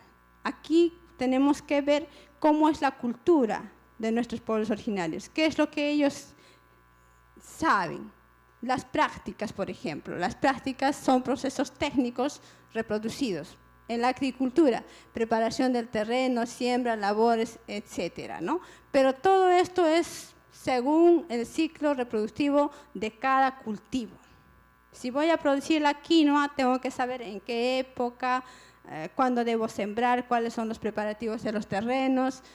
Y, por ejemplo, en el bosque ya también está la recolección y la caza, el agua, por ejemplo, en el agua está la pesca. Eso tenemos en la sierra, tenemos en la selva, en la costa, está presente el agua. Y las señas. ¿Qué son las señas? Son el diálogo con la naturaleza. ¿Con quiénes se dialoga? Con los estelares, por ejemplo, se dialoga con las estrellas, con el sol, con la luna y las constelaciones. ¿Cómo es ese diálogo? La luna, ¿cómo puede hablarme? ¿No? Y se relaciona, por ejemplo, con la chacra, dice. Esta noche o hoy día, se planifica la siembra y se dice, vamos a sembrar tal día, dice, y mira, no, ese día es luna nueva, por lo tanto, no se puede sembrar. O al revés, puede ser en algunos casos, es luna nueva y por lo tanto sí se debe hacer algunas actividades, ¿no? Entonces se conversa inclusive con las estrellas, con el sol y con la luna. También se conversa, por ejemplo, en la parte acuática, con los peces, con las algas, con los lagos, ¿no? Si botó espuma, ¿qué significa? Si los peces no salen o no están presentes o no hay pesca esta noche, todo tiene un significado. Entonces, pero para dialogar con la naturaleza tengo que saber qué es lo que me está comunicando. Por ejemplo, luego tenemos también la conversación no solamente con ellos, con los animales, con las plantas, ¿no?, con el viento, con todos los aspectos. ¿Cómo se conversa con la planta? La planta, muchos de ellos, por ejemplo, muestran algún florecimiento en un tiempo indebido y puede mostrarnos alguna situación, ¿no? Nos va a ir mal en la chacra, nos va a ir bien, va a haber lluvias, va a haber inundaciones, los animales salen. Por ejemplo, en la zona andina existe el lequecho, que le decimos el sabio porque ese animalito muestra todo y se ve bastante y se mira bastante. Por ejemplo, si el lequecho pone su huevo en una parte alta, ¿qué quiere decir? Que va a haber fuertes lluvias y puede haber inundaciones. O si pone una parte baja, etcétera, ¿no? Entonces, o de repente en su nido lleva piedras. Entonces, este año puede ser que las lluvias vengan con granizos, ¿no? ¿Y por qué hablamos de esos aspectos? Porque el cambio climático afecta todos estos temperamentos, va cambiando. Inclusive en nuestros pueblos ya dicen, ¿no? El tiempo está loco, ya no se sabe nada, ¿no? ¿Por qué? Porque está cambiando. Por ejemplo, se miraba en los meses de agosto, los primeros días en la zona andina, el 1, el 2, el 3. Si esos días están nublados, quiere decir que las lluvias van a ser normales entre los meses enero, febrero y marzo, y por lo tanto va a haber producción, ¿no? Y si no hay o desaparece, por ejemplo, un día de ellos, entonces es preocupación, o la siembra tiene que ser tardía o temprana, etcétera, etcétera. Entonces, el diálogo es muy importante con las señas en este caso. Y también hay secretos para hacer diversas actividades, saber guardar el respeto por los actos de regeneración de las entidades de la naturaleza para que estos se fructifiquen adecuadamente. La conducta humana debe guardar correspondencia, ¿no?, en lo que sucede en la naturaleza. Por ejemplo, el secreto, justamente lo que decía, ¿no? Dice, no puedo sembrar en tal fecha porque va a suceder esto, va a suceder aquello. Entonces ellos saben por qué, ¿no? Y cuando lo hacen y no respetan, entonces viene, ellos por ejemplo no dicen desastres, ¿no? Los desastres ¿a qué se deben? Justamente a la desobediencia, al irrespeto, a lo que no he considerado trabajar con lo que yo, como lo que yo sé. Por decir, inclusive, por ejemplo, como adoptan las otras culturas, se adopta también, por ejemplo, los santos, las vírgenes, ¿no? Reciben la fiesta patronal, dice, y si tú no lo haces con ganas, esa fiesta como tú lo has recibido, pues te va a ir mal. Inclusive cuentan historias donde algunas veces se retractaron en no hacerlo, por decir, habiéndose comprometido. ¿Y qué pasó? Dicen, no, se cayó, se enfermó, se rompió el pie, etc. Eso es porque no ha obedecido, no ha hecho caso, ha faltado, ¿no?, a ciertas normas. Entonces ellos relacionan, por ejemplo, los desastres, que son las inundaciones, las granizadas, las heladas, dicen, no, en este pueblo alguien está obrando mal, por lo tanto, ¿no?, esto está pasando. Entonces ellos tienen bastante respeto a la naturaleza, a sus costumbres, porque no es que se crea, sino que es así, es su conocimiento así, y es verdad. Y nos dice el tiempo que eso es cierto, ¿no? Porque si estoy faltando y estoy sacando más árboles, obviamente pues está cambiando el ecosistema y por lo tanto pues ya varió el clima y por lo tanto los animalitos que estaban dentro de ese ecosistema ya no están y por lo tanto va a haber, ¿no?, cambios. Entonces, tiene una lógica por ahí que nosotros tenemos que considerar esa cosmovisión.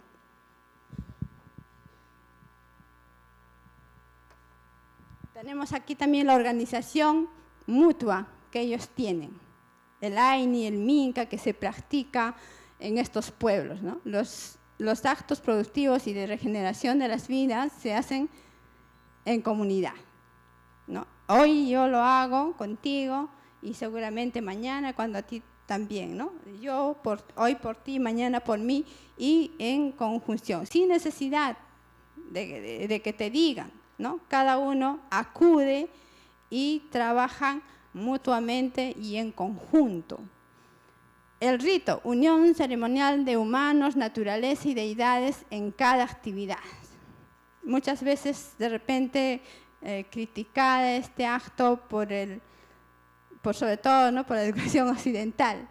¿Qué es el rito? Son creencias de brujerías y todo lo demás. Pero el rito es considerado, sobre todo, por ejemplo, se hace para pedir permiso a la tierra para un sembrío, ¿no? Entonces se hace un rito. O también puede haber un rito de agradecimiento, ¿no? De agradecimiento, de repente por los alimentos que me ha dado, por la procreación que han tenido los animales, ¿no? Si yo, por ejemplo, voy a hacer un rito para, por ejemplo, empezar a hacer una chacra, estoy pidiendo que esa chacra produzca. Y cuando recibo, también lo tendré que agradecer, ¿no? ¿Por qué lo hacen eso? Porque ellos consideran, ¿no?, a la naturaleza otro ser vivo que necesita el respeto. Entonces es un diálogo que se hace con la naturaleza. Las fiestas de igual manera, cada actividad tiene una fiesta, ¿no? Cada actividad tiene su ritual. Bien, entonces la metodología es, se trabaja en la interculturalidad en estos ámbitos con la elaboración del calendario comunal, que se conoce bastante. ¿Qué es el calendario comunal? Es una representación abreviada de eventos tempoespaciales que realizan las familias indígenas en sus espacios de vida.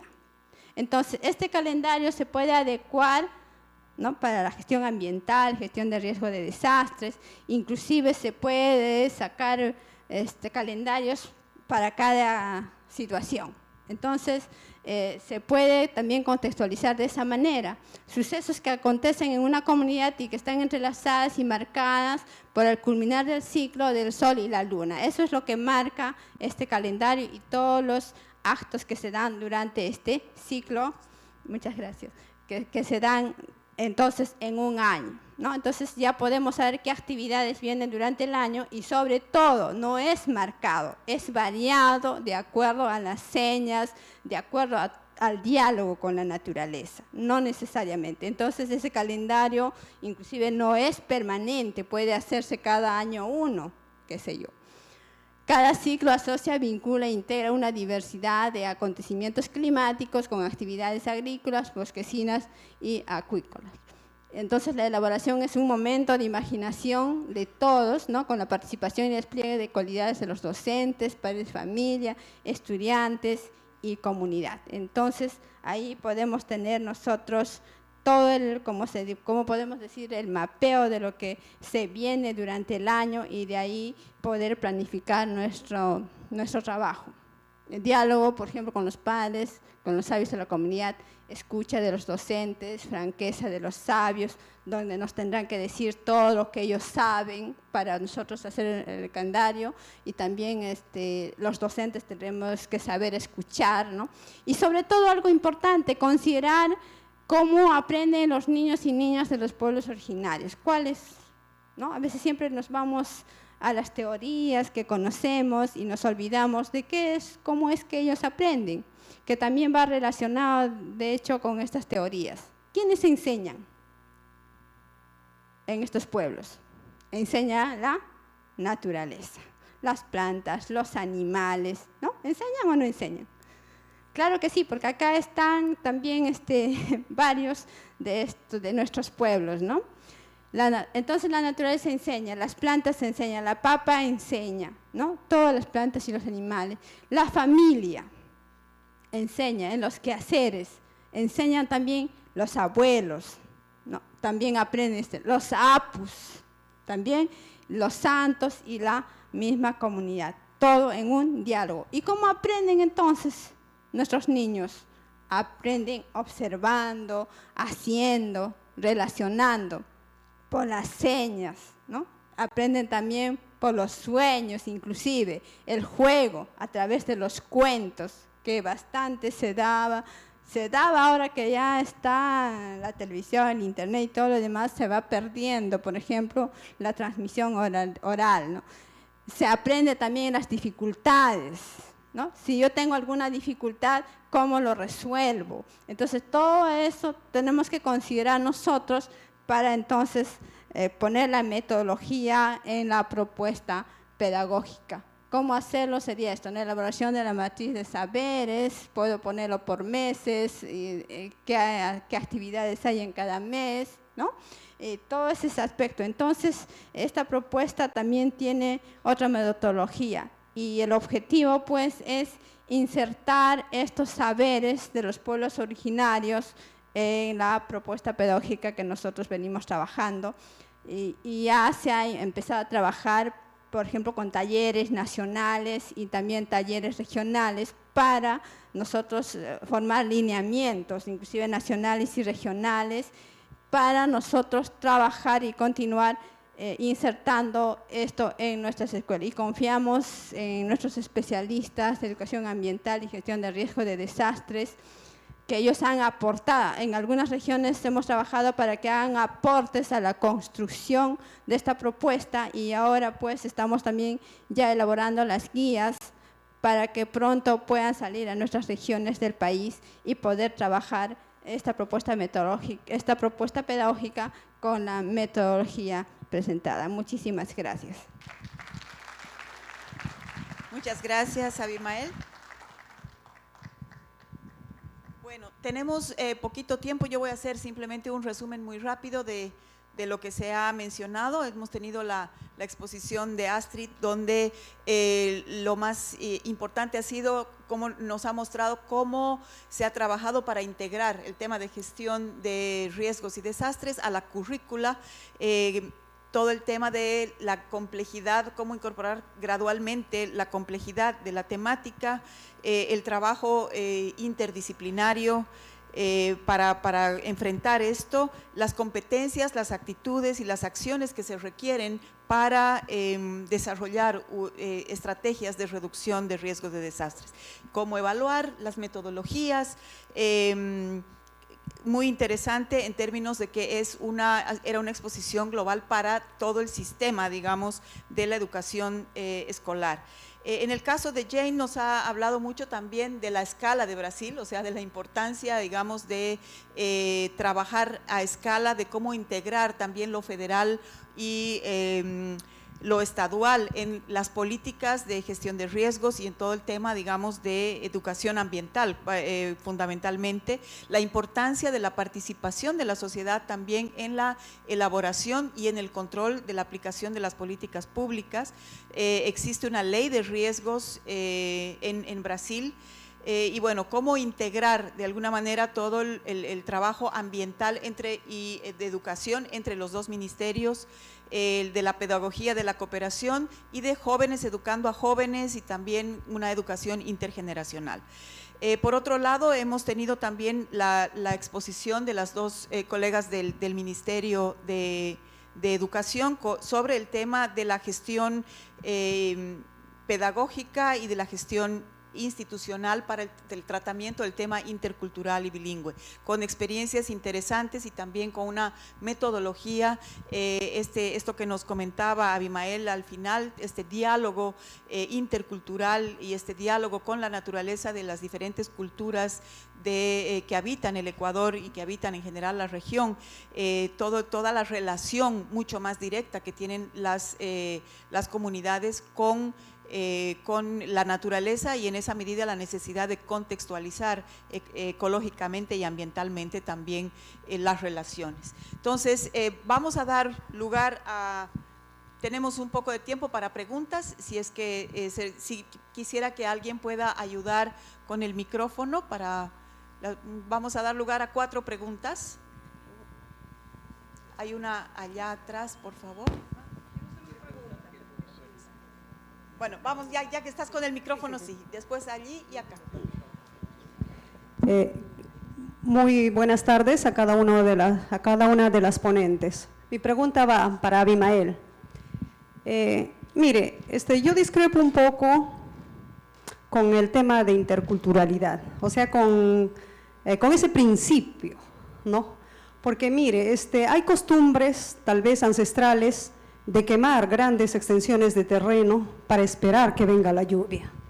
Entonces, nosotros también debemos ver que esta actividad hace de que estemos contaminando nuestro medio ambiente, ¿no? Y por ende, pues, vamos a tener problemas a futuro. Solo eso. Gracias. La respuesta. Todas juntas. Sí. Ya, entonces, bueno, allá había la mano sí. levantada. Bueno, mi pregunta iba para Astrid. Astrid, cuando tú hacías tu presentación hablabas de reducción del riesgo de desastres, RRD, y en algún momento también mencionabas la gestión de riesgo de desastres.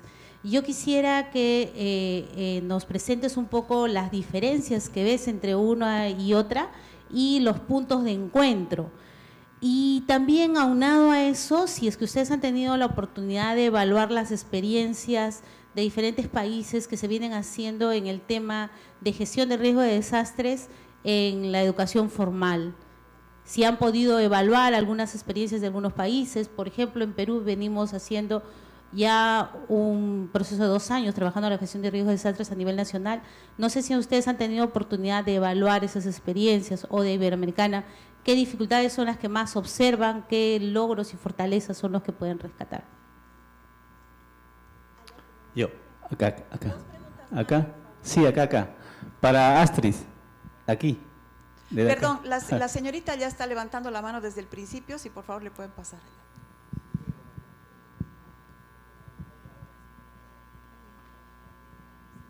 Gracias. Bueno, mi pregunta va más ligada, de repente no sé si calce en la educación formal o no, pero como ayer decíamos, a veces la educación que necesitamos brindarle a la gente no es solo a las personas que están más informadas, sino a las que están menos informadas, ¿no? Y tenemos un sector de la población, por ejemplo, el público adulto, que no está en una escuela, o los jóvenes que ya no están, o sea, en la universidad. Entonces, ¿qué planes o qué programas hay para educar a la gente mayor en gestión de riesgo? Sobre todo por los problemas que pueden haber por cambio de información. Por ejemplo, antes a nuestros padres y a nuestros abuelos les decían que en caso de un sismo debían ponerse debajo de una mesa, y ahora es todo lo contrario. Entonces, ¿qué gestión se está haciendo para informar al otro sector de la población que necesita informarse sobre riesgos? Sí, aquí. Yo estoy pidiendo. A ver, para Astrid, la pregunta.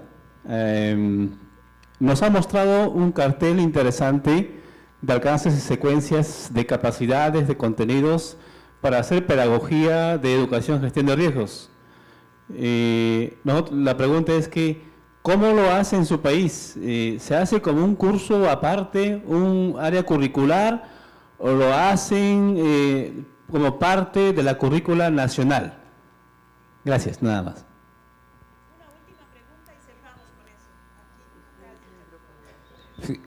Sí, saludar a todos los participantes. La pregunta era la relación, cómo en Brasil se está viendo el tema de ordenamiento territorial, ¿no? Y los espacios de seguridad y las escuelas seguras. No sé si vamos a dar ahora lugar a las respuestas. Si pueden pasar un micrófono, por favor, acá, porque no alcanza este cable hasta allá.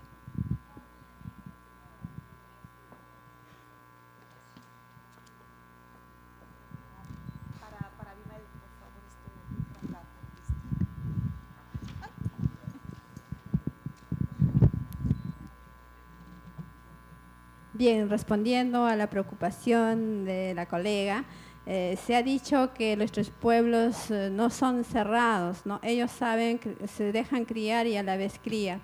Entonces, estas prácticas que de repente conocemos nosotros como ambientalistas que no están en lo regular, entonces se puede trabajar con ellos y ellos comprenden y seguramente van a cambiar algunas actitudes. Pero no por eso no debemos considerar toda la riqueza de nuestros pueblos originarios. Entonces, nuestros especialistas, por ejemplo, a nivel nacional, también son ambientales y por lo tanto ellos están en el trabajo y seguramente lo están dirigiendo también de esa manera. Entonces, por ese lado creo que no hay mucha preocupación de parte de...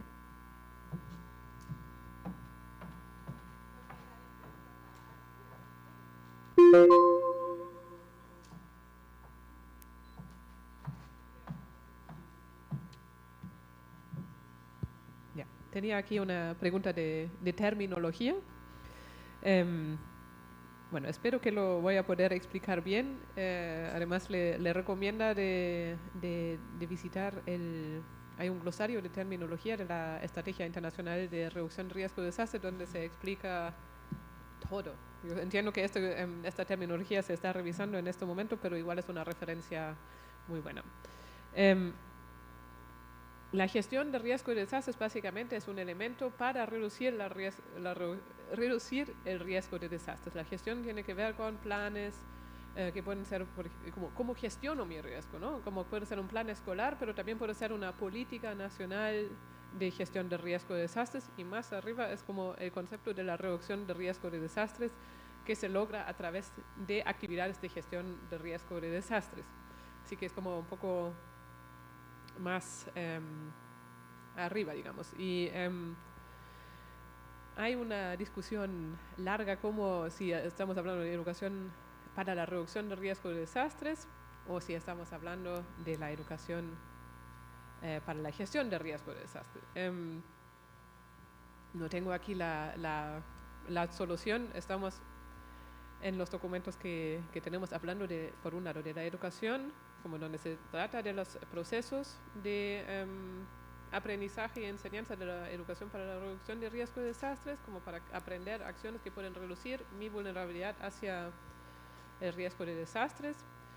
Luego hablamos de la gestión integral o de la gestión de riesgo de desastres en las instituciones educativas, porque ahí ya se habla más del tema de crear planes para gestionar en la escuela las actividades para bajar el nivel de vulnerabilidad.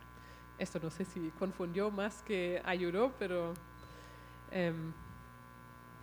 trato. Luego había la pregunta de si hemos evaluado, si entendí bien, si hemos evaluado lo que está pasando en los países con respecto a la gestión de riesgo de desastres en el sector educativo y la educación para la reducción de riesgo de desastre. Una evaluación tal cual no se ha hecho, donde vamos a visitar países para decir esto está bien o no está bien. Lo que sí se está haciendo en muchos países es un monitoreo de la implementación de un instrumento internacional que se llama el Marco de Acción de Hyogo, que se aprobó por las naciones del mundo en 2000, que tiene una duración de 15 años hasta ahora, 2015, y que tiene varias prioridades de acción. Entre estos, una prioridad es justo la creación de una cultura de prevención y resiliencia a través de educación, información y creación de conocimientos. Y los países están monitoreando cómo avanzan con esta temática, y ahí, bueno, hay siempre diferentes logros y avances que no se puede unificar al nivel de la región. Yo creo que lo que hay avances bastantes es que hay normativas en casi todos los países acerca de la gestión de riesgo de desastres en las instituciones educativas. Algunos países tienen políticas, por ejemplo en Chile tienen una política de seguridad escolar.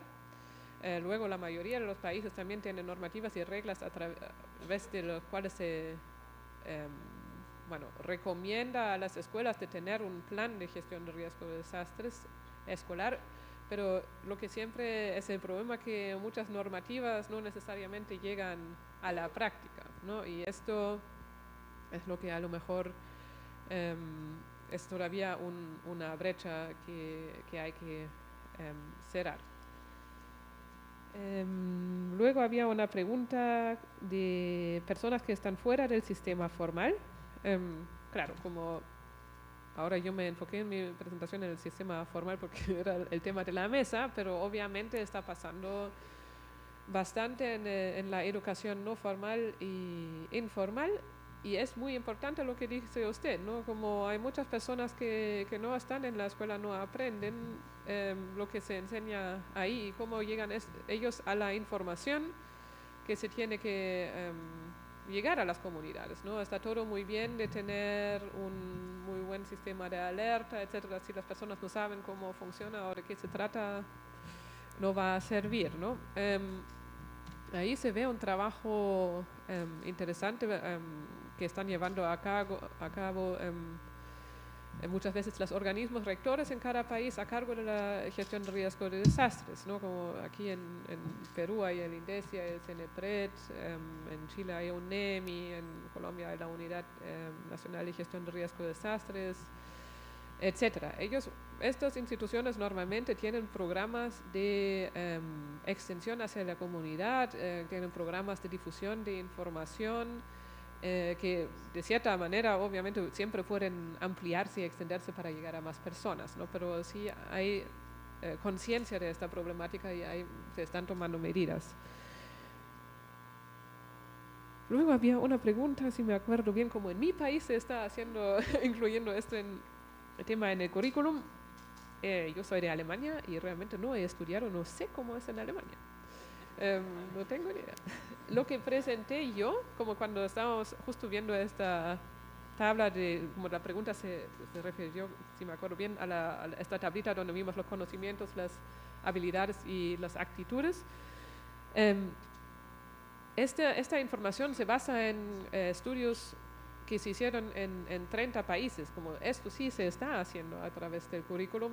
Se incluyeron países de América Latina, si me acuerdo bien, estaba Chile, República Dominicana y algunos otros países, ahora no me acuerdo, así que esto sí se está trabajando a través del currículum. Y yo creo que esto fue mi pregunta. Entonces hay una pregunta para Jane. Não sei se eu respondo a tua pergunta, mas a regularização fundiária é um dos instrumentos da política de desenvolvimento urbano. Ano passado tivemos uma conferência nacional das cidades. El año pasado ocurrió una conferencia nacional de ciudades. Das cidades que discutiu esses instrumentos que discutiram da esos política instrumentos de política de desenvolvimento urbano. De desarrollo urbano. A questão da segurança nas escolas é um dos componentes do programa Escolas Sustentáveis. La seguridad de las escuelas es un componente de este programa nacional. Escolas sustentáveis têm que ser seguras. Escuelas de sostenibilidad tienen que ser seguras. E a gestão da política urbana é de competência do governo municipal. La gestión de la política urbana es del gobierno municipal. O governo federal elabora políticas macro, porém a execução da política é de autonomia do município. Então, a política de defesa civil, agora em novembro, temos uma Conferência Nacional de Defesa Civil. A política de defesa civil, agora em novembro, lo vamos a tener. As escolas, ao longo do ano passado, foram mobilizadas a participarem das etapas locais da conferência. As escolas do ano passado han sido invitadas para participar da Conferência de Defesa Civil, que discute alguns eixos envolvendo a integração com a política de desenvolvimento urbano. Essa política prevê construção de abrigos para evitar que as escolas se tornem locais de refúgio diante das emergências ambientais, socioambientais. Atualmente, as escolas funcionam como abrigo. Actualmente as escolas funcionam como lugar de refúgio. Não queremos que isso permaneça. Então, a proposta é que se construa espaços ou que se utilize outros espaços, como, por exemplo, que se construam outros espaços, estádios de futebol, outros espaços que possam abrigar a população, para que a escola não pare de funcionar imediatamente após uma situação emergencial, para que a criança não seja tirada da sua rotina, porque ela é a principal afetada para que a educação pela sua vulnerabilidade. Não seja afetada. No Brasil, o processo democrático torna a execução das políticas um processo muito lento.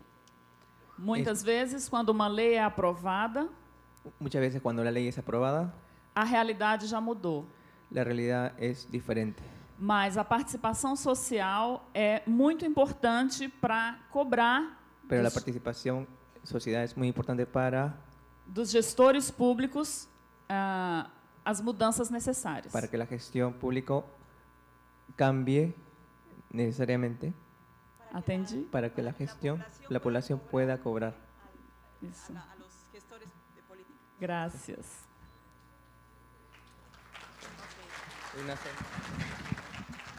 Bueno, muchas gracias a las 4 expositoras. Creo que el tema de educación para la gestión de riesgos y desastres cobra cada vez más importancia, sobre todo en un contexto de alta vulnerabilidad por los efectos del cambio climático. Entonces, sí ha sido muy interesante, importante, digamos, todo lo que se realiza en este campo. Muchísimas gracias y damos por cerrado este panel.